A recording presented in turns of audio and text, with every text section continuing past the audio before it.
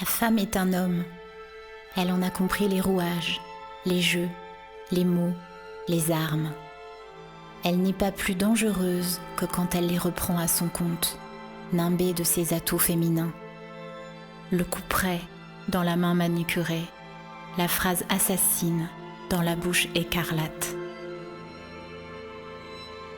La femme est nuance, elle cherche le mot juste, elle s'adapte, elle épouse. La calligraphie de son corps se raconte en pleins et déliés.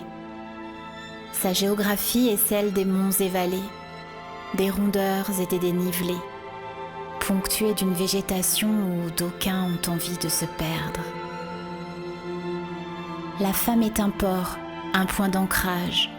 On y entre, on y amarre, on y féconde, on y fait son nid. On en part aussi parfois, la laissant vide et exsangue. La femme est cyclothymie, up and down, orage, puis embellie. Colère, furie, l'usage des mots qui tuent, exacerbé, outrageux, scandaleux.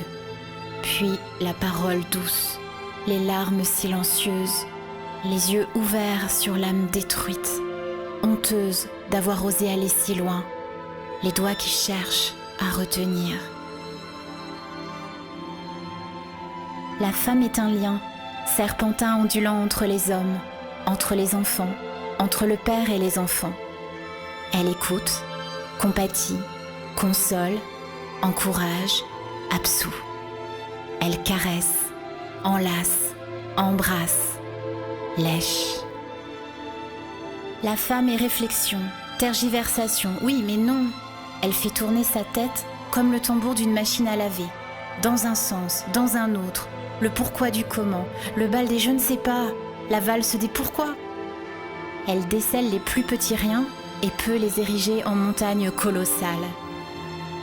La femme est chef des armées, capitaine, conquérante. Ses faiblesses et fragilités ne sont rien face à son courage, sa ténacité pour sauver les siens. Vent debout, elle ne craint pas la douleur, apprend à vivre avec, à la dominer. Elle voudrait même, comme une ogresse, avaler celle de ceux qu'elle aime.